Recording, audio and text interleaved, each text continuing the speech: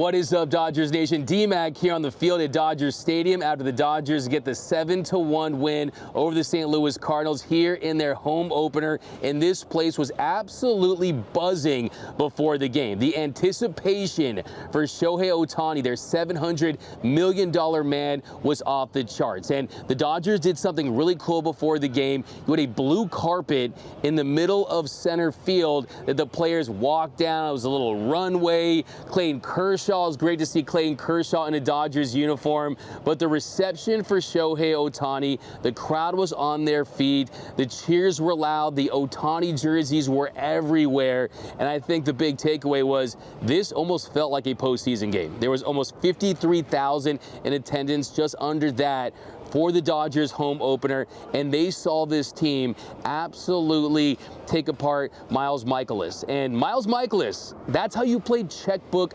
baseball. If you don't know, a couple weeks ago, the St. Louis Cardinals pitcher said that he would like to stick it to the Dodgers and that the Dodgers are just playing checkbook baseball. Well, guess what? If that's checkbook baseball, I'll take that every single game because, look, this big three, this top three, we are seeing greatness in real time. And you saw early on, Mookie draws the walk, Shohei Ohtani, he comes to the plate. What does he do? Sits on that changeup, stays back on that changeup, hits it for a double, and then he's going to third base, and then he doesn't hold up on a Dino Ebel stop sign. He gets called out, but you look at this lineup. Freddie Freeman comes in, he hits a single, Mookie scores on it, and they just had no answer. And that's what Doc said after the game, is that this top three, the MV3, they are daunting. They are a juggernaut. And you look at the start of this game, Mookie, Ohtani, and Freddie, they only made 2 outs in their 8 trips to the plate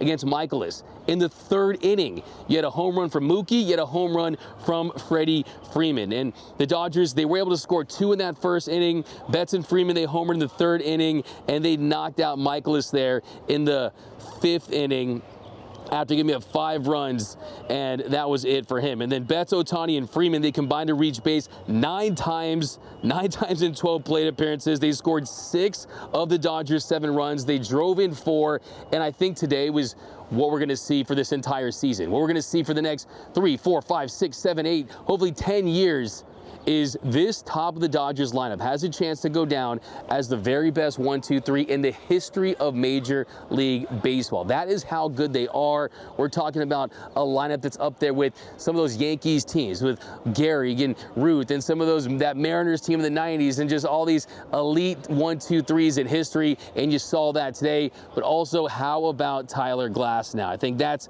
as big of a story as anyone. The Dodgers have that dominant, overpowering ace that they've always needed. Today, Tyler Glasnow, he was outstanding in his Dodgers Stadium regular season debut. He had a lot of friends and family in attendance. And Glasnow, he ended up going 6 innings, allowed 2 hits, 1 earned run, had 5 punch-outs, and 1 walk. He was very efficient, 81 pitches.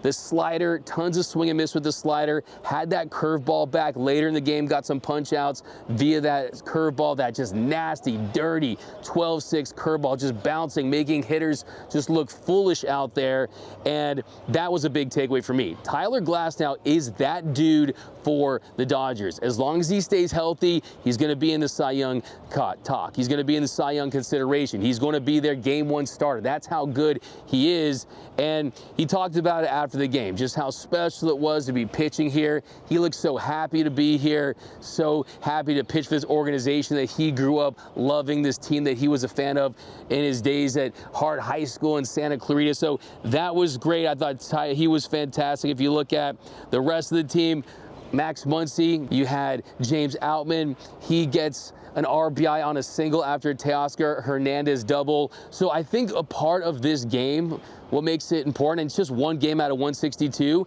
is I think you saw things today that you're going to see throughout the season, right? You're going to see Freddie and Mookie go yard. You're going to see Shohei Ohtani get extra base hits and impact the game with his running. You're going to see Tyler Glasnow perform like an ace. Also, you're going to see Teoscar Hernandez get through the gaps, hit doubles, go out there and get extra base hits and slug there in the 6th hole. And how about James Outman? A couple really good at-bats today, putting the ball in play. I thought that was impressive. And this Dodger team, they get the win. How about Ryan Yarbrough, too? He gets the 3-inning save. You get that automatic save. He ends up, though, pitching extremely well. I mean, only hit that he allowed was to Paul Goldschmidt. So Paul Goldschmidt today, he had a day, right? And Goldie's going to get his. He's that good of a hitter. He ended up getting 3 hits and 4 at-bats. Guess what? Rest of the Cardinals, they went a combined 0 for 27. So fortunately, you can't back Goldie 9 times. He ends up hitting a home run off of Tyler Glasnow. The other hit was a little flare. So even the home run was the home run, but the second one was just a flare off Tyler Glasnow.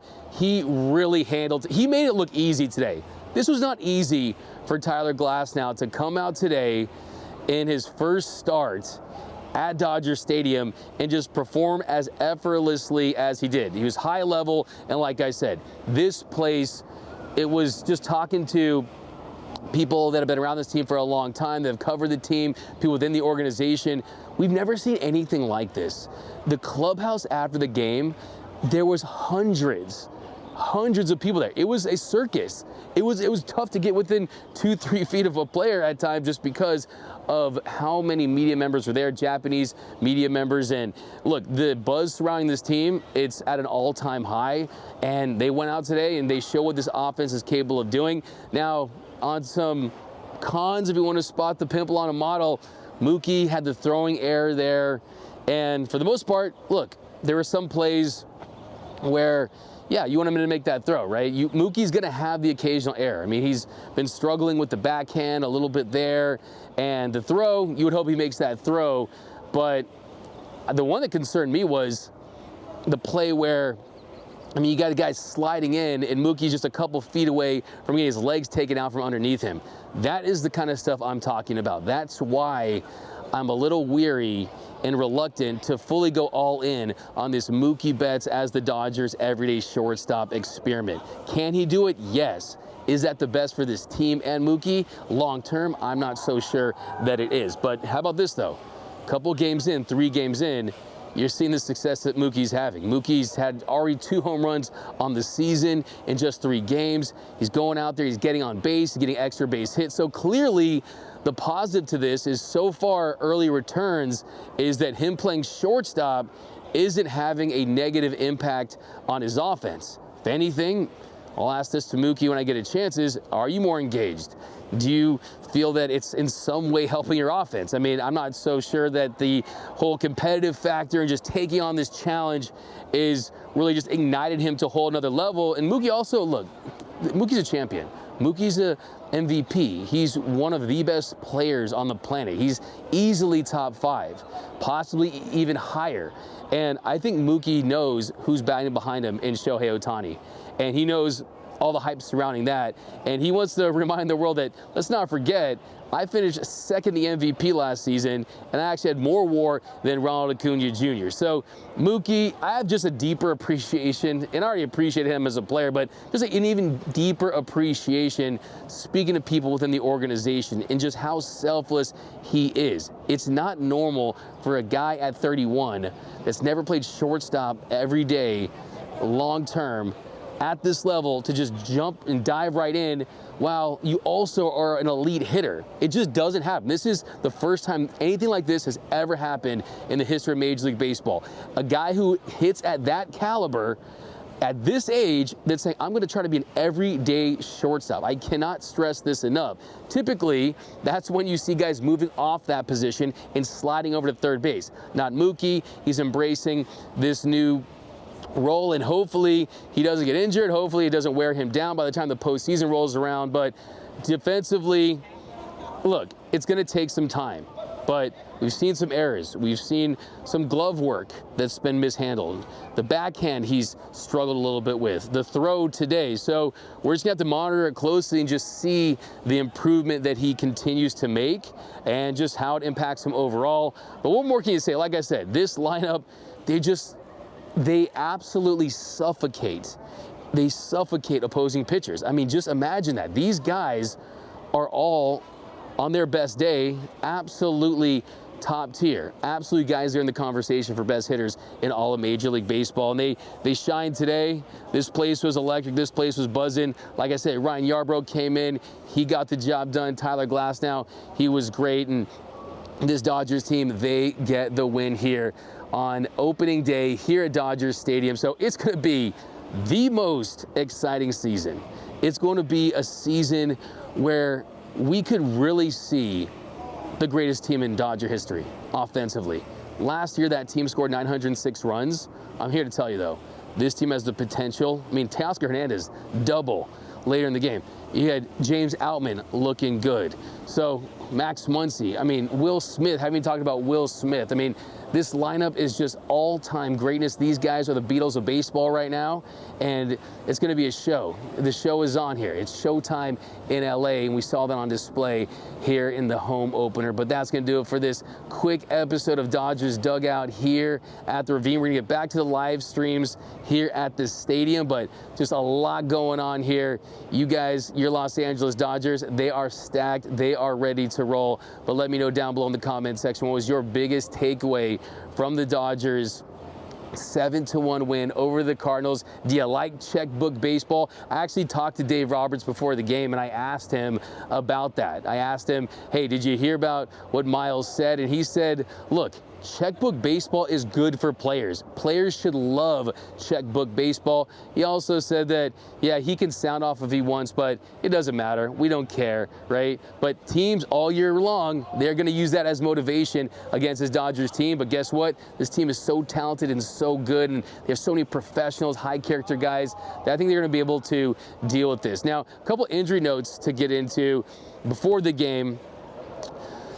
Dave said that Walker Buehler is ahead of schedule, and he's coming quicker than they expected. So look out for Buehler sooner than later. But on a negative note, Blake Trinan and Brusdar Graterol, they're a ways away. That is exactly what he said, a ways away. So that's not good. Brusdar Graterol, he was incredible last year. He took a massive leap. Him and Evan Phillips were the two best Dodgers reliever last season. They need him back as soon as possible. And then Blake Trinan, he had his moments during spring training. Internally, they felt very confident that he was going to be able to come back and have some success and play a role for this bullpen. It looks like it's more of the same as far as the injuries for him, but you need some of those guys back because this bullpen, you need as much talent in there, and you want to avoid these injuries. But the good news, though, Walker Buehler ahead of schedule. So some quick injury notes to tell you about. We'll be back tomorrow, guys. We're going to be back full-blown episode. We're going to break everything down, give you some more inside stuff here from Dodger Stadium. But that's going to do it. My name is Doug McCain. You can follow me on X and Instagram at DMac_LA. Like I said, if you haven't yet, subscribe to the Dodgers Nation YouTube channel. Hit that subscribe button, hit that notification bell, hit that like button, and comment done down below so you're eligible for our next giveaway at 90,000 subscribers. And remember, nothing brings us together quite like Dodger baseball. And until next time, think blue, bleed blue, and I'm out.